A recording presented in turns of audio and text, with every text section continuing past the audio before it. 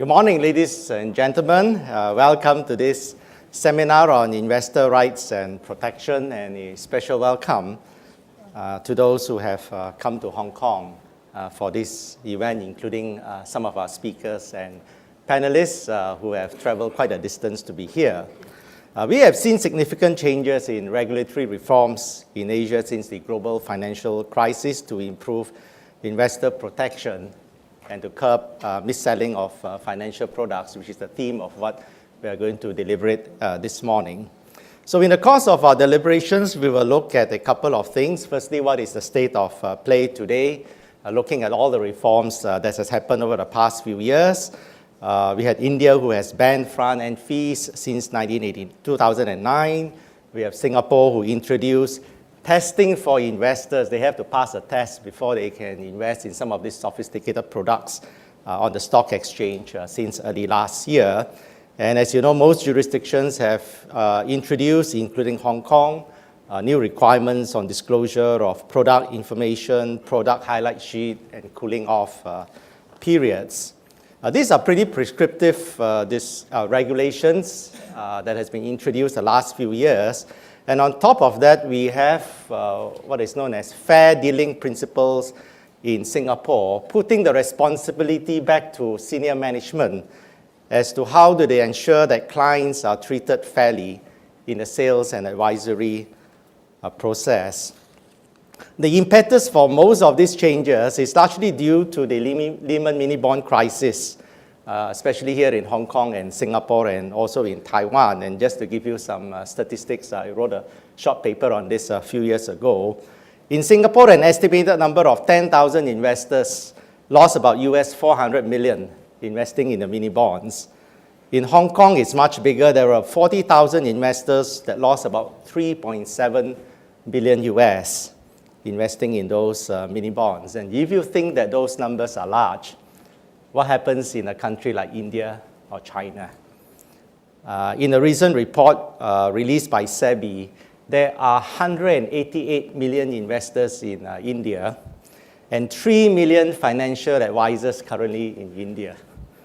All right. And in a recent case, if you follow what goes on in India, there's a company called Sahara that about a year or two ago issued bonds to investors bypassing the regulatory process, and they didn't have a prospectus. They issued through the Companies Act through another regulator under another regulatory scheme. And the SEBI took them to court. And the Supreme Court ruled that they have to refund all these investors and redeem the bonds. 29.6 million investors invested in those bonds in India with a value of an estimated of 3.1 billion. So you see a different scale when you do go to these countries and in different countries throughout Asia. Now, the other issue that we want to deal with today is that when we have seen all these regulations taking place, has it actually benefited investors at all? And to what extent has it benefited investors? And what is the impact on asset management firms, and particularly the business models to provide investment advice, which I believe is still one of the key responsibilities in determining suitability, and investors do still need advice in spite of all the changes. And we also have with us some experts here this morning to talk about what are the mechanisms for investor redress for mis-selling, and such as should we have class action suits here in Hong Kong or in Asia. We have started dispute resolution centers. It's been working for a while in Singapore. And so we have experts from US and Europe to share with us what their experiences are in terms of mechanisms for investor redress. And we'll also be talking about the dispute resolution centers, what they experience in Singapore and also here in Hong Kong. And finally, I think we'd like to hear some views on what is the way forward. What should be the role of the regulator, what the role of the intermediaries, the financial advisors, and also the product manufacturers, and how we can all work together to rebuild trust for investors. So I trust you will enjoy the proceedings this morning. We have not charged you for breakfast and coffee. We hope you have enjoyed that. And in the interest of full disclosure, for this seminar, there will be no front-end fees. There will also be no back-end fees when you leave this afternoon, so we will not be accused of mis-selling to you this morning. So with that, it's my pleasure to invite Paul Smith, the Managing Director for CFA Institute in Asia Pacific, to kick us off with our recent global market sentiment survey. So please join me in welcoming Paul. I'm here to present a survey that we did amongst our 116,000 members globally, 18,000 here in Asia, at the end of 2012, asking a variety of questions, some general ones that I'll run through about what people foresee in the market. So this was the framing question, essentially. What do we think about the global economy in 2013? Remember, this was done at the end of 2012, so almost certainly given the market action in the last month or two, these numbers would be more positive today than they were then. But even so, it's interesting to note that the global world is a little bit more positive than the undeveloped. So the developed world is a little more positive than the undeveloped world in terms of its outlook for the markets, and perhaps quite surprisingly, Asia Pacific there at 32% is slightly less confident than North America. Biggest risk, not surprisingly, was the European sovereign debt crisis. Order of expected return, no great surprise there. The only comment I'd make on this is this is a professional survey. I think if you asked clients of asset management companies, for instance, they would probably, in 2012, 2013, ranked bonds, income-generating securities, as being what they were looking for. I mean, I speak a lot to asset managers, and I'm sure there are lots of asset managers in the audience today. Overwhelmingly, the products that asset managers have sold in the last 6 to 9 months have been yield-bearing securities, either straight bonds or high-yielding equities. So I think this is an interesting slide in that it shows the discrepancy, if you like, which ultimately is what makes a market, between professional investors and private investors, who private investors may have said that equities would give them the best return in 2013, but that certainly isn't what they're doing with their cash. You ask any asset manager out there and they'll tell you that although product flows, sales of products are actually very strong at the moment, it's all into fixed income securities.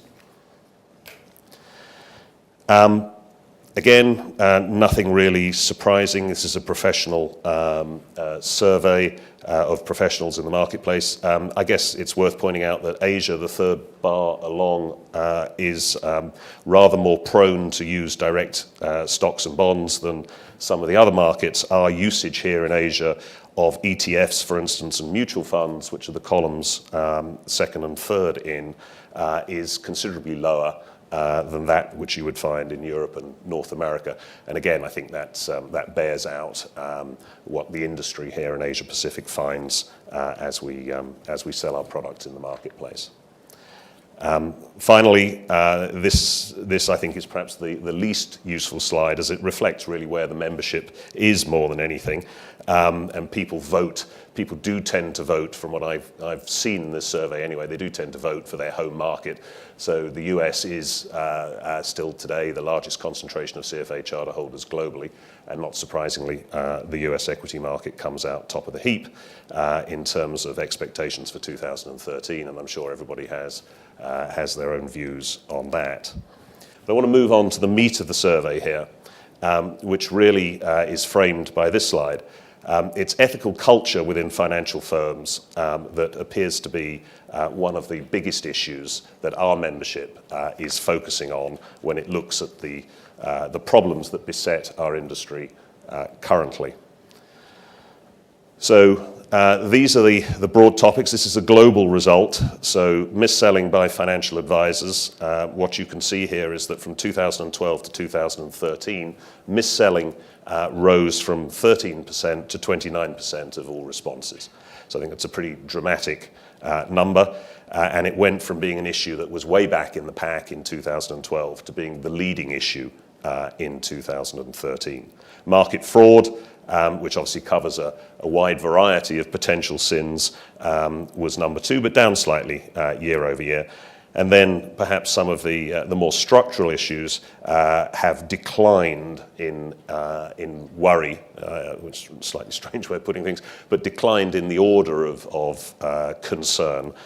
Integrity of financial reporting, market trading practices, etc., are actually less bothersome for people going forward. Now, if we sort of try and explode that a little bit geographically, I think it's interesting that market selling is only 25% now in Asia, the third bar along.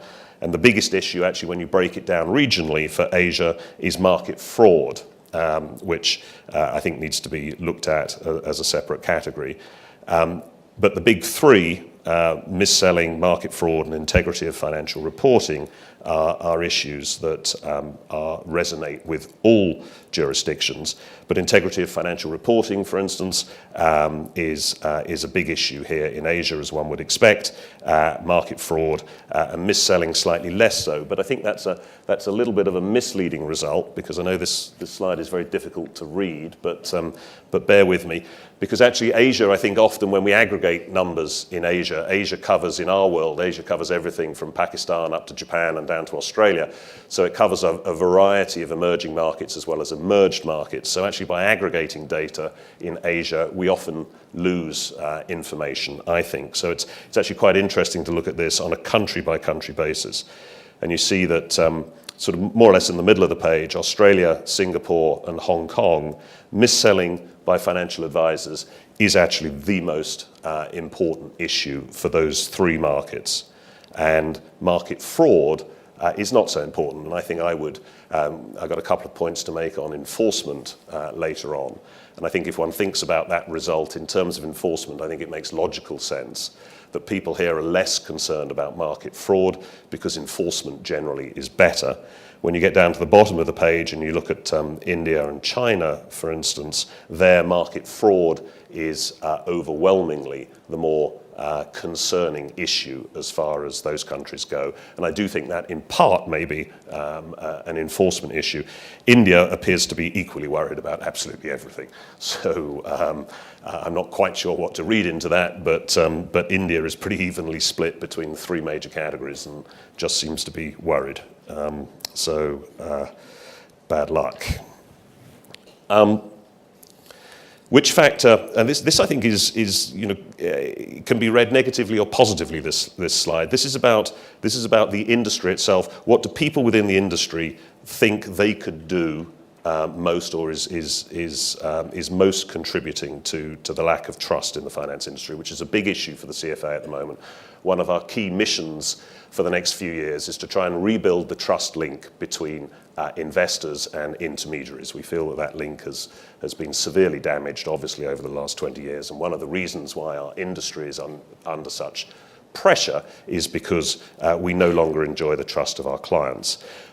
But I think this can be put a positive spin on, that these are industry participants who recognize that from a top-down perspective, the answer is not with regulators, which is the second bar along. Regulators obviously have a role to play. The answer is within ourselves. It's within the culture of our firms and what we ourselves are doing to restore that link. So I actually take a lot of heart from this slide.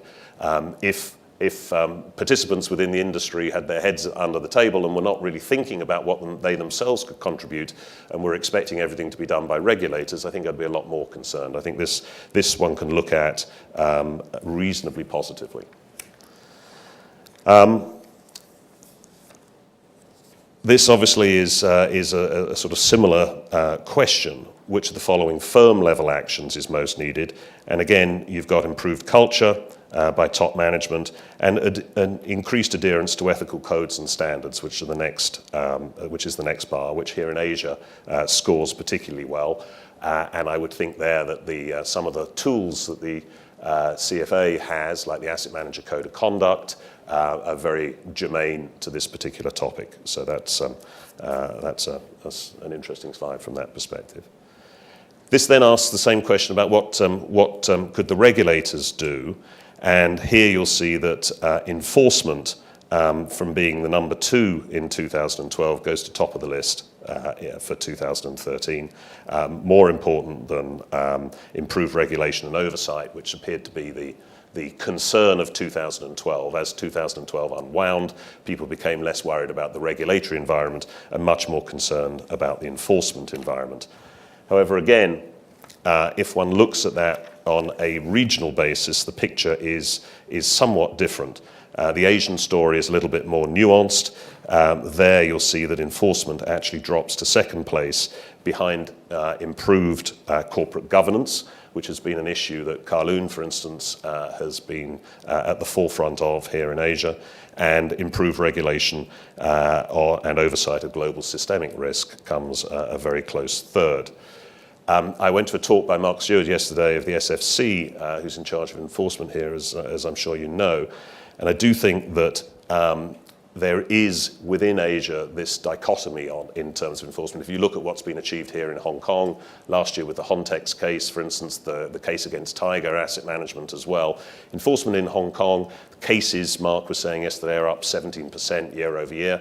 Not that that is necessarily a sign of well-directed activity, but certainly the SFC and anyone who's a license holder here, I'm sure feels that. The SFC here in Hong Kong is a very active enforcement agency.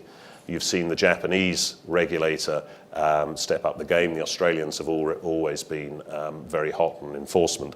So enforcement in certain parts of Asia, I think, is improving.